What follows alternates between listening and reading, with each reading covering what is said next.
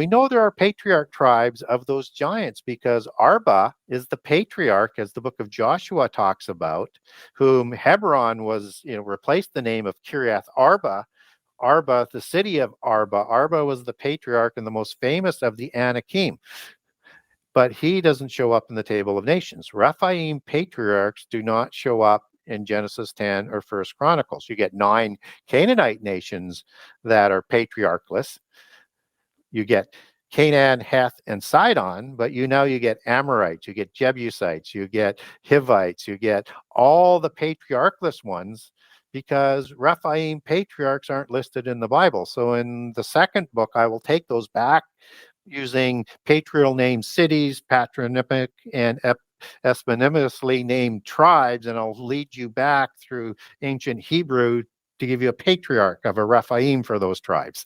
And so what happens is I know I'm on a rant. I'm famous for just and just creating so many questions. People say, well, how did giants show up after the flood? Well, it's because giants are either recreated or they survive somehow. That's the only thing that we can say. I lean for a second creation. And in this case, the Baalim, best scenario for a Christian understanding and biblically based, is the Baalim of Mount Hermon. And they're the ones that create the Rephaim.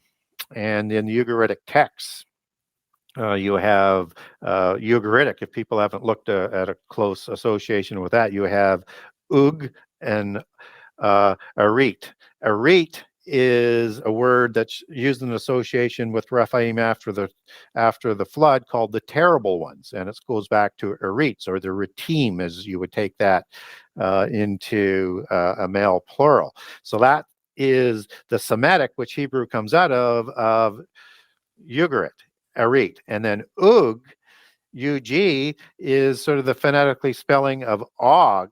As you take that back to OWG and its root word that means round or pie as UWG. So you have this king that's mentioned in the Ugaritic text that is later mentioned in the Ugaritic text and in the Bible as the king of Ashtaroth and Edrei, as he's mentioned in the Ugaritic text, also has a name patriarchally named after him, which is the city of Ugarit, of King Og, the terrible one, that is talking about Baal and Ashtaroth creating these Rephaim, which is the RPM, which is the ancient Semitic where Rephaim comes from, into Hebrew, and they're doing fertility rituals to create more Rephaim because they have a fertility issue that the Nephilim don't have before the flood, where they could create in great numbers. The Rephaim have a fertility issue, and we get that out of their actions and out of that word Ugarit and Arit, the terrible ones, as that's defined in Hebrew.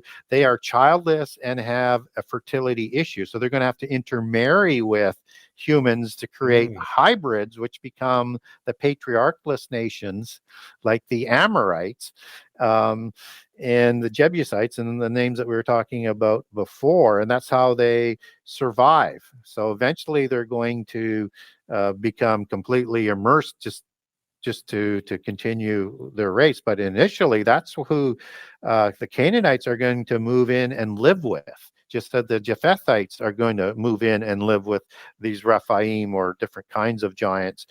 And they are the aboriginals as they're defined in the Hebrew language. And you can look that all up with a good Strong's concordance. Get the Strong's dictionary one with the concordance, because you'll get the full definition as opposed to the abbreviated version if you're going to do that, so you get a better context. Okay.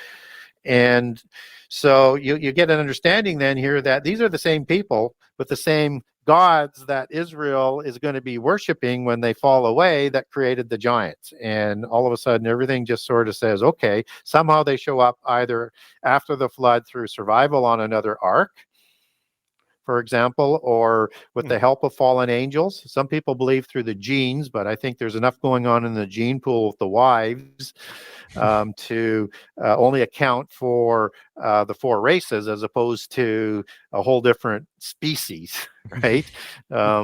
So it makes more sense that would be the case, and that we get cases, let's say in the Epic of Gilgamesh, for example, Or you have, and by the way, the Ugarit has a version that's identical to the Epic of Gilgamesh about Gilgamesh as well, that sort of recognize him as this Aryan giant.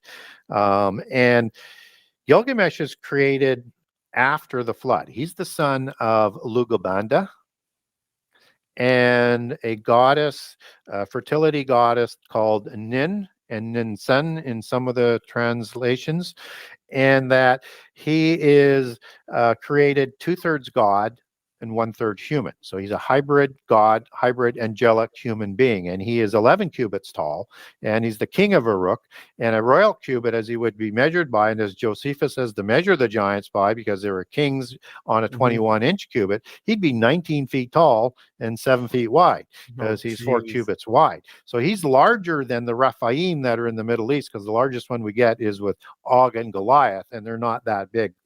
Goliath would be on as the king of Gath, who Ashish would replace afterwards in Gath, the city of Gath that Goliath would have been the king of. He would have been on a standard cubit 9 feet 9 inches, on a royal cubit 11 feet 3 inches.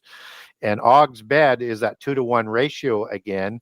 So he would have been at 9 cubits for the length of the bed and 4 cubits wide. He would be somewhere around 4 to 5 feet wide, and he would have been 12 to 15 feet tall to fit into the bed. And his ratio would have been the same thing. And that bed was kept on display, as Josephus talks about in his accounting of it, so that people would recognize the true meaning of the giants that Israel had to fight. And so these are the giants that are being created after the flood, and the ones before were probably even bigger, which is even more horrific. Now back to Gilgamesh is that, so he's 2/3 God, 1/3 human. He is a Rephaim, or let's say an Aryan Rephaim after the flood, because he has dark hair. So you have, and there's 4 different divisions of Indo-Aryans, which are the giants after the flood. So this is the dark-haired version. The rest are essentially red hair with green eyes or hazel eyes, and blonde hair with blue eyes. And they both had pale skin, and they were both quite hairy. Enkidu is created in the same way as Gilgamesh is, to offset Gilgamesh as being one of the terrible ones, just as King Habada is the terrible one of Mount Hermon, and he's there to do terrible things to humankind. So you have these connections back into the Bible with the terrible ones. Ezekiel 32 is the best place to find the terrible ones, or Isaiah 25. And in there you're going to get the word strong to describe these, which is Az. This goes back to Azaz. And also in those 2 meanings, you're going to get that they were stout, as in strong, which is that width, not as in fat, but in muscle. So these were very powerful beings.